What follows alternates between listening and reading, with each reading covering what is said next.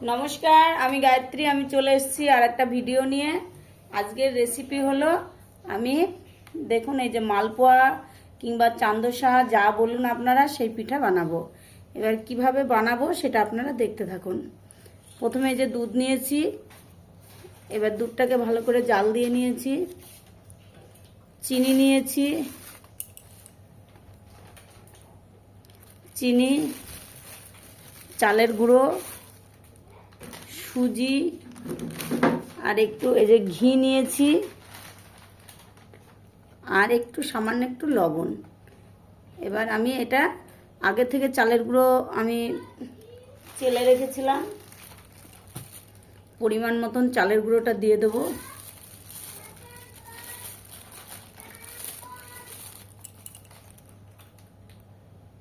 সুজিটা দিয়ে দিয়েছি, সুজিটা দিয়ে ভালো করে আমি করে নিচ্ছি, মাখিয়ে নিচ্ছি। দেখুন, লবণ আর সুজিটা দিয়ে দিয়েছি।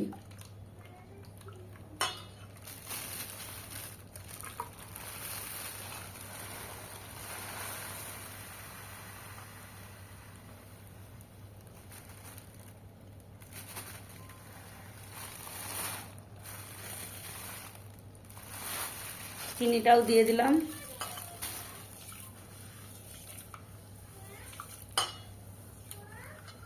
দিয়ে ভালো করে মাখিয়ে নেব।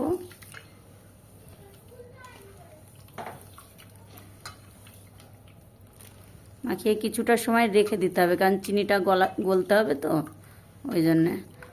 আমি এটা যদি মিক্সার মেশিনে দিয়ে চিনিটা যদি পেস্ট করে নিতাম তাহলে তাড়াতাড়ি হয়ে যেত, কিন্তু আমি পেস্ট যেহেতু করিনি সেই জন্যে।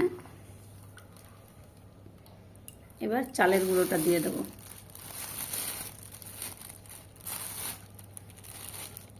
চালের গুঁড়োটা আগে থেকে চেলে নিয়েছি।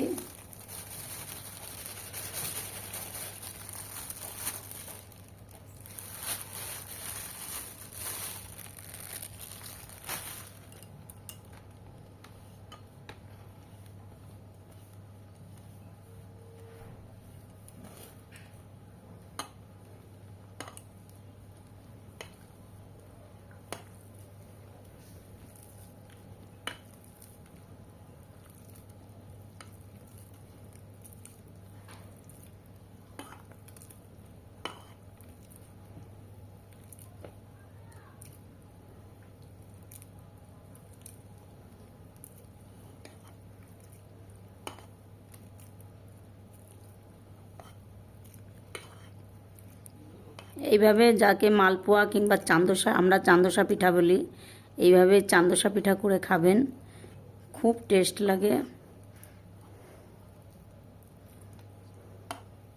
এর ভিতরে এবার টক দই দেবো একটু, তাহলে খুব সফট আর নরম হবে। টক দই আর একটু খাওয়ার সোডা দিয়ে দেবো, তাহলে পিঠাটা খুব ফুলবে আর খুব সফট হবে।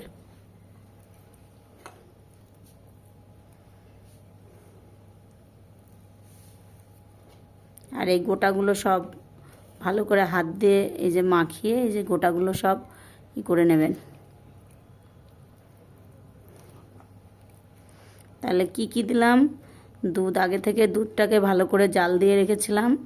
1 কেজি দুধকে আমি প্রায় 750 গ্রাম মতন করে নিয়েছিলাম জাল দিয়ে। তার ভিতরে 1 প্যাকেট সুজি দিয়েছি, আর কিছুটা এই প্রায় 400 গ্রাম মতন চালের গুঁড়ো দিয়েছি, চিনি দিয়েছি, এই 350-400 গ্রাম মতো চিনি দিয়েছি, পরিমাণ মতো লবণ দিয়েছি। এবার একটু ঘি দিয়ে দেব, কারণ অনেক সময় তো অত ঘি দিয়ে তো ভাজা সম্ভব হয় না। আর এর ভিতরে যদি একটু ঘিটা দিয়ে দিই তাহলে কিন্তু ঘিয়ের সেন্টটা হয়ে যাবে। এই যে 1 চামচ মতো ঘি দিয়ে দিচ্ছি।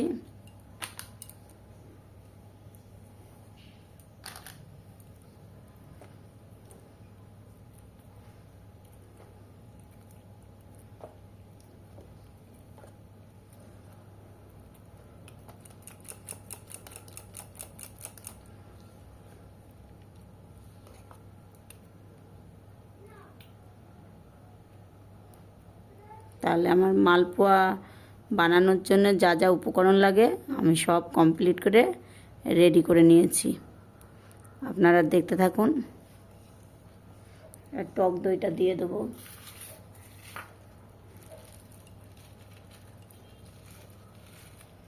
টক দইটা দিলে খুব সফট আর নরম হবে।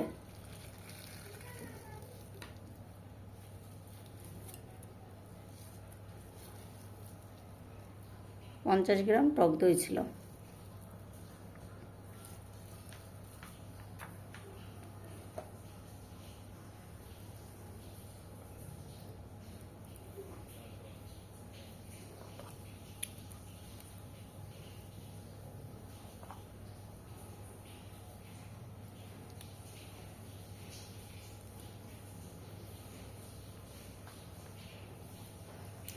আর সামান্য একটু এবার খাওয়ার সোডা দিয়ে দেবো।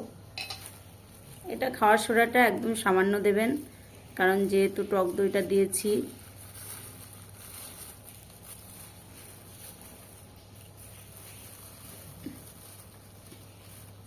আমি 1 চিমটি মতো দিয়ে দিচ্ছি। আপনারা এবার দেখতে থাকুন। এটা আমি রেস্টে রেখে দিয়েছিলাম, এটা হয়ে গেছে।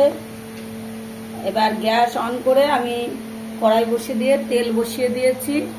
আপনারা দেখুন আমি কিভাবে এগুলো ভাজি, আপনারা দেখতে থাকুন।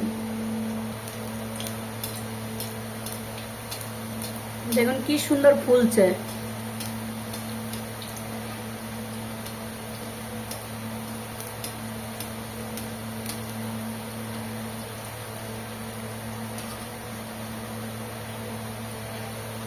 এবার এটা উল্টিয়ে দেবো আমি।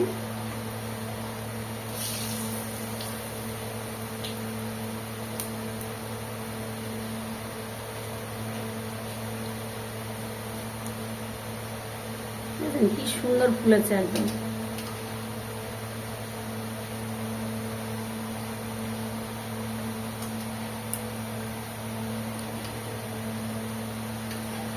আমি এবার তুলে নেব। তেলটাকে এভাবে একদম নিংড়িয়ে তুলে নেব।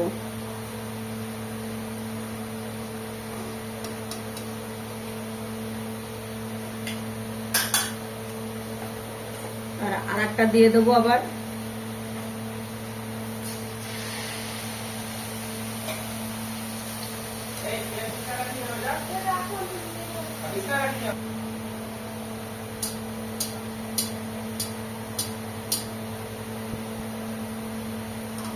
আমার সব পিঠা কটা প্রায় ভাজা হয়ে গেল।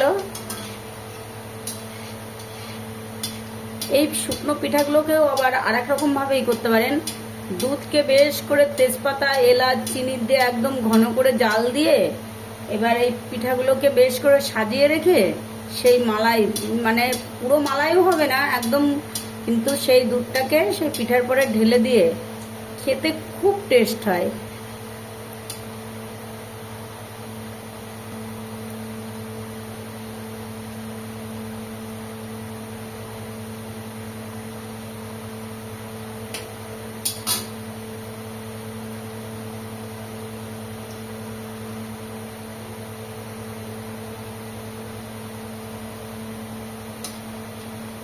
কি সুন্দর ফুলেছে দেখেছেন।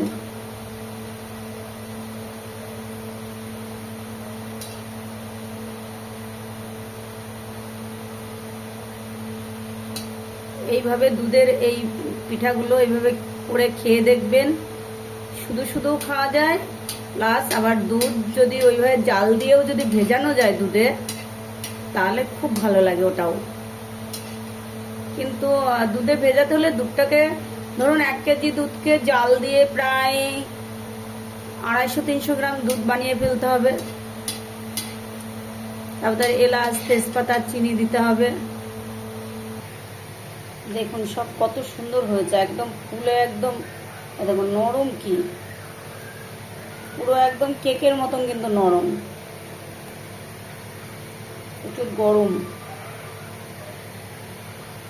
একদম পুরো নরম। দেখুন কি সুন্দর জালি জালি, কি সুন্দর হয়েছে, একদম ফুলে একদম সব কটাতেই জালি জালি হয়েছে। এইগুলো যদি দুধে ভেজানো যায় খেতে এত টেস্ট, না খেয়ে দেখলে বুঝতে পারবে না। এরকম দেখা গেলো একটা বড় চৌকো থালাতে নেবেন, নিয়ে এইভাবে সাজিয়ে দেবেন, দিয়ে দুধটা জাল দিয়ে এর উপরে ঢেলে দেবেন, খুব টেস্ট লাগে। কিন্তু আজকে আমি এমনি প্লেন রাখবো।